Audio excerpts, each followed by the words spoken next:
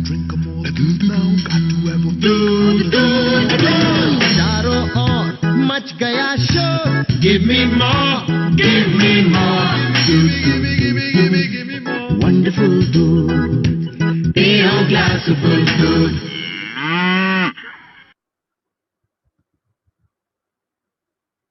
I hope तुम्ही या ऍडशी relate करू शकता. तर अशा पद्धतीने आपण सुरू करूया आता की दुधाच्या गाईच्या दुधाचे काय प्रॉपर्टी सांगितलेले आहेत आयुर्वेदानुसार ते आपण आधी पाहून घेऊया.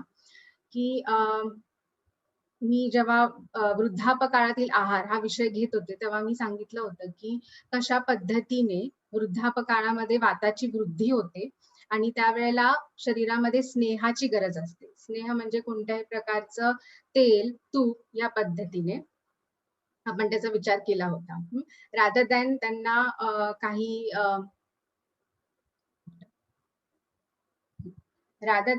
चूर्णांचं सेवन पोट साफ होण्यासाठी करण्याच्या बदल्यात आपण स्निग्ध पदार्थांचा विचार त्यावेळेला केला होता.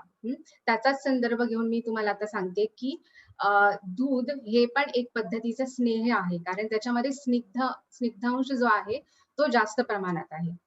आणि जर आपण दोषांच्या पॅरामीटर्स मध्ये जर दुधाला पाहायला गेलो तर दूध हे वात कमी करणारं म्हणून वृद्धापकाळामध्येही उपयुक्त आहे. त्याचप्रमाणे दूध हे जर जास्त प्रमाणात सेवन केलं गेलं तर हे कफ वाढवणार, म्हणजे ह्याचे जे गुण आहेत ते कफाच्या गुणाशी साधर्म्य असणारे आहेत. दुधाचे सर्व गुण जे आहेत ते जे काही कफ आहे किंवा कालच्या चर्चेमध्ये आणि कालच्या पूर्वीच्या चर्चेमध्येही आपण जे काही कफाचं साधर्म्य पाण्याशी लावलं होतं, द्रवाशी लावलं होतं, तर ते सर्व काही गुण म्हणजे स्निग्धांश असणे आणि द्रवांश असणे हे दोन मेन जे कॅरेक्टरिस्टिक्स आहेत हे त्या दुधामध्ये आहेत. आणि म्हणून हे कफाशी साधर्म्य असणारे आहे आणि म्हणूनच जर जास्त प्रमाणात ह्याचं सेवन केलं गेलं तर नक्कीच हा शरीरातील कफ वाढवणार आहे. पण तरी पण वात कमी करण्यासाठी हे उत्तम साधन आहे आणि त्याच्यामुळे वृद्धापकाळामध्ये आपण याचाही विचार करणं आवश्यक आहे. तर इतर काय गुण आहेत त्याच्या व्यतिरिक्त आपण पाहूया की स्निग्ध गुण तर आपल्याला माहितीये, द्रवगुण पण आपल्याला माहितीये आता कळाला. त्यानंतर ह्याचे रस जर आपण पाहायला गेलो तर मधुर आहे ऑफकोर्स. आणि एक महत्वाचा गुण याच्यात आहे ते म्हणजे गुरुगुण. तर आपण गुरु लघु या गुणांबद्दल सुरुवातीपासूनच समजत आलेलो आहोत आणि गुरुगुण याचा अर्थ मी पुन्हा एकदा रिपीट करते की जो पचायला थोडा जड आहे अशा पद्धतीने, किंवा लघु गुणाच्या कंपॅरिझन मध्ये जे पदार्थ लघु गुणाचे आहेत त्याच्या कंपॅरिझन मध्ये हा जास्त वेळ घेतो पचायला, म्हणून याचं गुरुगुण आहे. तर अशा पद्धतीने पचायला थोडा जड असा हा पदार्थ आहे. सिमिलरली ह्याच्यामध्ये सरगुण सांगितलेला आहे. सरगुण म्हणजे काय आहे की ह्याचं सेवन केल्यामुळे कदाचित आपल्याला द्रवमल प्रवृत्ती म्हणजे थोडं डायरिया सारखं सिम्पटम्स आपल्याला दिसू शकतात. ठीक आहे, ही ह्याची प्रॉपर्टी सांगितलेली आहे की हे पचायला जड आहे आणि हे खाल्ल्यानंतर आपल्याला द्रवमल प्रवृत्ती होऊ शकते. तर अशा पद्धतीने जेव्हा आपण कोष्ठ समजावून घेत होतो, कोष्ठ म्हणजे कोठा जे काही आहे तो प्रकारही आपण वृद्धापकाळातील आहार या विषयाअंतर्गत पाहत होतो. तर त्याच्यामध्येही मी जेव्हा सांगितलं की जो कोणी क्रूर कोष्ठी असतो म्हणजे त्याचा वाताचा कोष्ठ असतो, त्याला मोशनला थोडं हार्ड होतं. त्यानंतर मी असं सांगितलेलं की जो मृदुकोष्ठी असतो त्याला साध्या दुधाने पण विरेचन होतं. साध्या दुधाने पण विरेचन होतं याचा अर्थ काय आहे तर दूध हे मृदू विरेचक मध्ये येतं. म्हणजे हे जर आपण विरेचन करणारे विरेचन म्हणजे द्रवमल करणारे जर औषधी किंवा आहारांचा जर आपण विचार केला तर त्याला आपण 3 पद्धतीने डिवाइड करू शकतो. एक जे आहेत हे मृदू म्हणजे खूप माइल्ड लॅक्झेटिव्ह ज्याला आपण म्हणू शकतो, तर त्याच्यामध्ये आपण दुधाला त्याचा समावेश आपण करू शकतो. त्याच्यानंतर मध्यम मॉडरेट लॅक्झेटिव्ह आणि तीक्ष्ण लॅक्झेटिव्ह असं आहे. तर त्यापैकी जे दूध आहे ते मृदू लॅक्झेटिव्ह ह्याच्यामध्ये मोडतात आणि म्हणून जे मृदू गोष्टी असतात त्यांना माइल्ड लॅक्झेटिव्हने पण लगेच मोशन एकदम द्रवमल सारखं व्हायला सुरुवात होते. तर अशा पद्धतीने हे या दुधाच्या गुणाचे वर्णन केले आहे. हे सगळं मी एवढं डिटेलमध्ये का सांगते, कारण मग पुढे जाऊन आपल्याला A1 आणि A2 याचा जो काही फरक आहे तो आपल्याला समजायला मदत होईल याच्यामुळे. तर आपण काय काय गुण पाहिले, की मधुर आहे ऑब्व्हियसली, गुरु आहे पचायला, देन सर आहे आणि स्निग्ध आहे. ठीक आहे. त्यानंतर त्याचे ऍक्शन्स काय आहेत बॉडीवरती, म्हणजे जेव्हा आपण दूध सेवन करतो ऑन अ रेग्युलर बेसिस, तर त्याचे काय गुणधर्म आपल्या शरीरावरती पाहायला मिळतात. तर हे मी गुणधर्म डिवाइड केलेत आणि ते कुठल्या कुठल्या एज ग्रुपला सूट होतील तेही लिहिलेलं आहे. मोस्टली आपण ऍड्स पण बघतो, जसं आता ही ऍड पण आपण पाहिली दुधाची. मोस्टली ऍड्स मुलांच्या वाढीच्या दृष्टीने जे ऍड्स असतात बोर्नव्हिटा कॉम्प्लेन, तर त्याच्यामध्ये दुधासोबत ऍड करण्याच्या पावडर्स याच्यावरती जास्त फोकस केला जातो. तिथे दुधाचा आपण एक विषय बघतो. आणि दुसरं म्हणजे जे आपण मूवीज आणि सिरियल्स मध्ये बघत येतो, की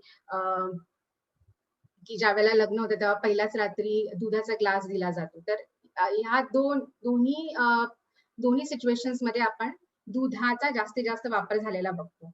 आणि लहान मुलांमध्ये का, तर कारण ते धातुवर्धन करणार आहे, म्हणजे जे काही वाढतं वय आहे तर त्याच्यासाठी खूप उपयुक्त असं सांगितलेलं आहे. धातूंची वृद्धी, सगळ्या टिश्यूजची वृद्धी, जी काही ग्रोथ अँड डेव्हलपमेंट लहानपणात होते त्याच्यासाठी दूध हे उपयुक्त आहे. ठीक आहे. आणि त्याच पद्धतीने मेध्य आहे, म्हणजे तुमचं ब्रेन फंक्शन जे काय आहे ते इम्प्रूव्ह करणार आहे. तुमचं इंटेलिजन्स जे काय आहे ते इम्प्रूव्ह करणार आहे. त्यामुळे लहानपणापासूनच दूध देणं गरजेचं आहे. सिमिलरली वृष्य आहे, म्हणजे ॲफ्रोडिझियाक, म्हणजे जे आपण म्हणू की रिप्रोडक्टिव्ह सिस्टम वरती खूप छान पद्धतीने काम करणार आहे, मेल फिमेल दोन्ही पण. त्यानंतर बल्य आहे, म्हणजे ताकद वाढवणारा आहे. आणि त्या दृष्टीनेही आणि स्निग्ध असल्यामुळे, म्हणजे हे दोन्ही गुणधर्म असल्यामुळे आपण वृद्धापकाळामध्ये त्याचा जास्तीत जास्त उपयोग करू शकतो. त्यानंतर एक त्याचं गुणधर्म असं वर्णन केलेलं आहे, की सात्म्य. तर सात्म्य म्हणजे काय आहे, की त्याला साध्या साध्या सोप्या शब्दामध्ये जर सांगायचं झालं तर सात्म्य म्हणजे हॅबिट, किंवा मी जसं लिहिलं इथे, की agreeable to the nature or natural constitution, की ते तुमच्या प्रकृतीसाठी सुटेबल आहे आणि ते डेली सेवन केल्यामुळे तुमच्या शरीरामध्ये ते योग्य धातूंचं निर्माण करणार आहे, योग्य टिश्यूजचं निर्माण करणार आहे. आणि कोणत्याही पद्धतीचा विकार जो आहे त्याच्या उत्पत्तीकडे त्याचं लक्ष राहणार नाही. म्हणजे तुम्ही ऑन अ डेली बेसिस जरी त्याचं सेवन करत राहिला, म्हणजे सात्म्य म्हणजे अशा पद्धतीचा पदार्थ जो तुम्ही ऑन अ डेली बेसिस जरी सेवन करत राहिलात तरी तो तुमच्या शरीरामध्ये कुठल्या विकृती उत्पन्न करणार नाहीये. तो तुमच्या शरीर सम घटक जे आहेत तीच निर्माण करणार आहे विथ टाइम. ठीक आहे. तर अशा पद्धतीच्या ह्या दुधाच्या गुणधर्माचं वर्णन केलेलं आहे. सिमिलरली जर आपण विकारांनुसार पाहायला गेलो तर मी जसं मगाशीच म्हणाले, की कफाचे व्याधी जे काही आहेत ते वाढवण्याकडे दुधाचा जास्त कल असतो. त्याच्यामुळे कफाचे सर्व व्याधी, जसं खोकला असो, सर्दी असो, ठीक आहे, अशा पद्धतीचे जे काही व्याधी आहेत ते दुधाने वाढलेले पाहायला मिळतात.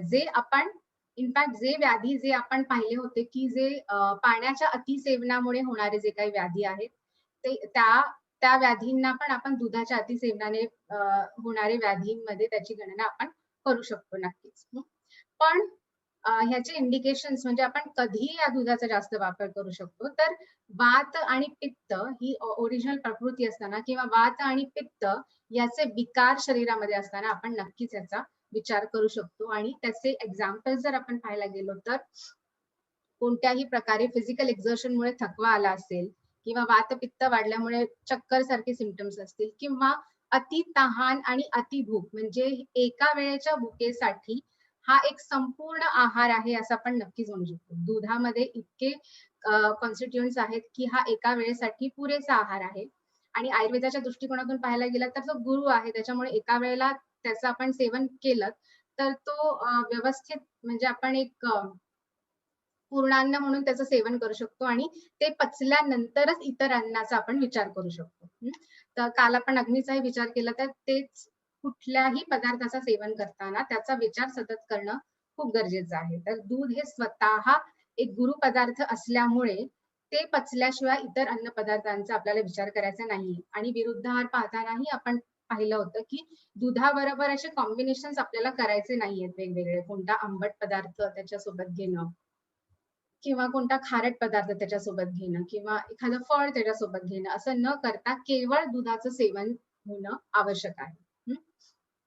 त्यानंतर अ, मी असं लिहिलंय तिकडे की मॉर्निंग विष्टंबी. विष्टंबी म्हणजे मोस्टली असं कॉन्स्टिपेशन निर्माण करणारं आणि इव्हनिंग मी असं लिहिलंय की वातानुलोमक आणि रिझॉल्व्ह एक्झर्शन. तर त्याचा अर्थ काय होतो की दोन्ही पद्धतीने याचा विचार करायला पाहिजे की दुधाचं सेवन जेव्हा आपण सकाळच्या वेळेला करतो मोस्टली, तो सकाळचा काळ जो असतो तो कफाचा काळ असतो आणि मोस्टली तर त्यावेळेला दूध सेवन केलं गेलं तर कॉन्स्टिपेशन निर्माण होण्याची शक्यता असते. आणि किंवा ह्याचा दुसऱ्या दृष्टीने जर विचार करायचा झाला तर असंही करू शकतो, की बऱ्याच वेळेला असं होतं, की रात्री खाल्लेलं जे काही अन्न आहे, ते नीट पचलेलं नाहीये आणि त्याच्यावरती सकाळी भूक लागलेली नाही, पण स्कूलला जायचं आहे ह्या कंडिशनमुळे आपल्याला आपण लहान मुलांना दूध पाजतो आणि ते पचत नाही आणि त्याच्यामुळे विविध विकार त्याच्यामध्ये अजीर्णाचे विविध विकार उत्पन्न होतात. पुढे-पुढे जाऊन त्याचे मोठ्या व्याधीमध्ये रूपांतर होऊ शकते. तर ह्या सगळ्या गोष्टीचा विचार करणं खूप महत्वाचं आहे.